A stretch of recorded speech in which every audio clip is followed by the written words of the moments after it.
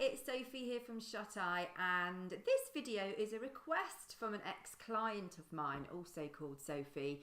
She is having some real trouble with her little boy Fletcher, who we originally did some sleep training with when he was probably around 10 months or so. He's now just over 2, and his sister has arrived, little baby Elsie, and sleep has gone to pot in their house. So Sophie has reached out for some help, and I thought, why not put together a video to help her and to help you guys as well. And interestingly, I have just recorded another video which for a little girl that I have posted about on social media recently as well, about how well they've done with a very similar situation. So watch this video, watch the other video about a little girl, 26 months, and about the success that her parents had. But over to you, Sophie. So congratulations on Elsie. I know that she's 6 months now. But yeah, I hope apart from the sleep deprivation, you're enjoying being a mum of 2. So looking at what's going on for Fletcher, what you've said to me is he turned 2 in November. We're now just starting into February, so he's about the same age, about 26 months, and Elsie came along in the summer, towards the summer last year. So the other thing is that he wants you to stay with him when he falls asleep. He's waking up numerous times in the night, not going back to sleep, screaming the house down. He's currently in your bed because he's been poorly. Then he's waking up his sister, she's screaming. Nobody's getting any sleep. And you also say about the same with nap times as well. He's resisting nap time. You can't spend the time with him that he needs to go to sleep because you've got Elsie to look after as well. So a pretty tough situation. But what's coming out for me there immediately is the amount of change that Fletcher has experienced in the last few months. So his sibling has arrived, and I'm sure that he loves her to the moon and back, but that's a massive change. His world has changed, and he doesn't really understand why, because he's just 2.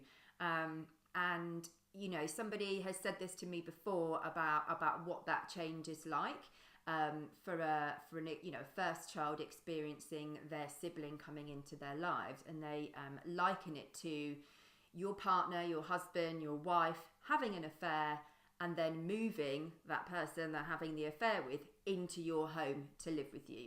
That's how Fletcher's maybe feeling a little bit at the moment. So I just find that quite funny. So first thing is, yes, that massive change. All that he knows is his life just with you, Ben, and him. That's all, but that's changed.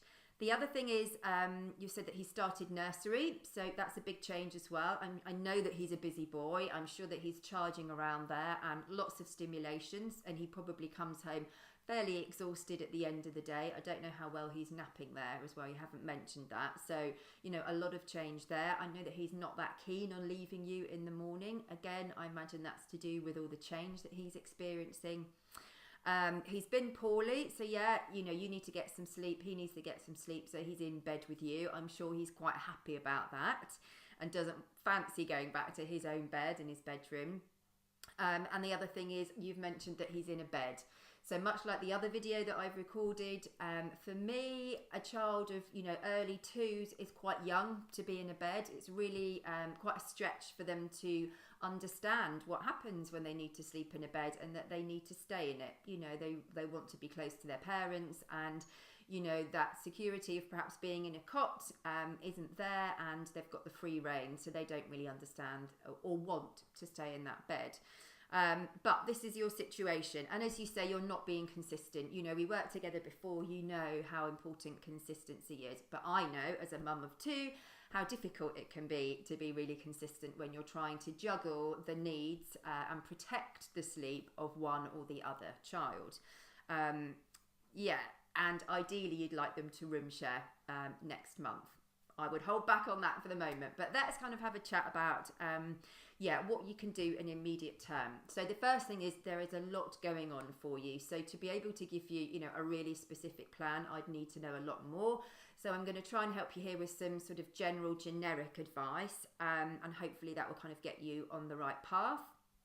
First things is that you all need to get the sleep that you can, to be able to function in the day, and to be able to, okay, if you do want to change things in the future, you need to have that sleep and that rest to be able to be consistent and to be able to stick with any plan or strategy going forward.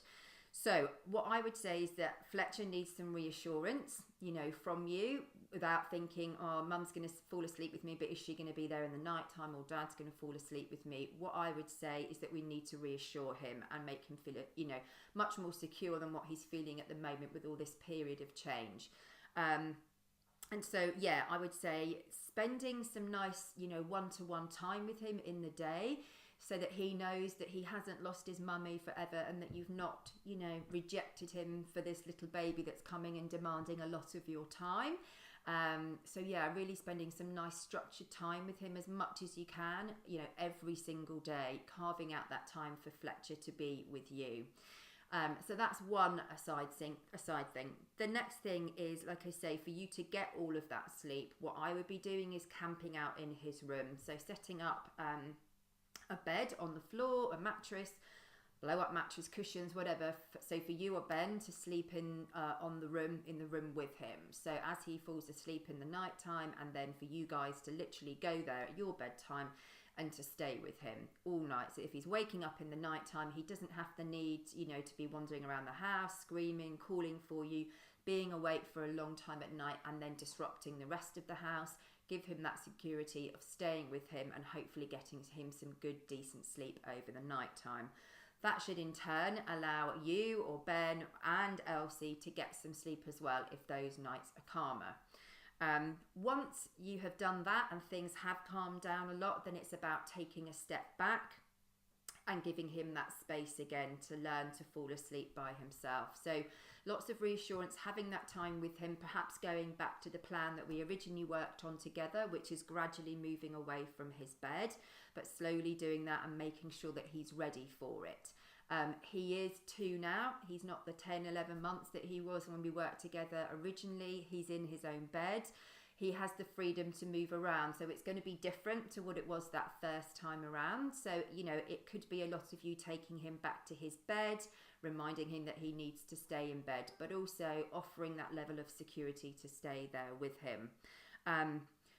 You need to get some help, help in your immediate home from Ben, for you to split the parenting as much as possible in the night times, but also enlisting the help of friends and family around those naps in the daytime to make sure that you can follow through with the same procedure, the same strategy for naps with Fletcher in the daytime. If you can get your mum around or a friend just to take Elsie out for a walk or just to mind her, whilst you're helping Fletcher, that's really going to help and take the pressure of you thinking, oh, I've got to be dealing with one child and I can't give my focus and attention to the other. The same at bedtimes as well. I suggest that one of you take bedtime with Fletcher and see it all the way through and do all the night with him, and that you try and swap that round as much as possible so that he accepts that same routine from both of you, but that you also get a chance to have a catch up on sleep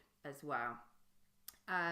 Expect for things, to be disturbed. It is really, really difficult. He is, in a difficult age of trying to exert his authority, his independence. He knows he has choice over things and he will want to do that. He's not going to want to listen to you. But like I say, he's gone through a massive period of change.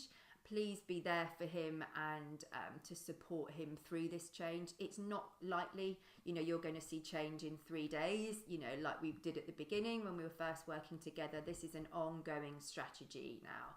So I'd say 2 to 3 weeks, but your main thing is get yourself in that point where you know that you can be consistent. Get yourself catching up with sleep. Get Fletcher catching up with sleep so that he will accept you gradually moving away from him, because if he's overtired, wants to be with you, he's not going to accept those changes, however quickly or slowly we do that.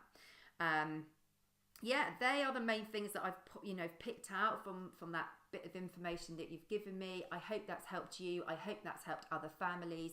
I have created the other video, as I said, for you on the little girl who was 26 months. So go and have a look at that as well. If you want me to hold your hand through the process and to write, you know, a specific strategy for you, I am here to do that. So book in for a strategy call. We can talk all of that through, your specific situation and how I can help you. But that's all for now. Again, I hope it's helped you. Catch up with you again in the next video. Bye.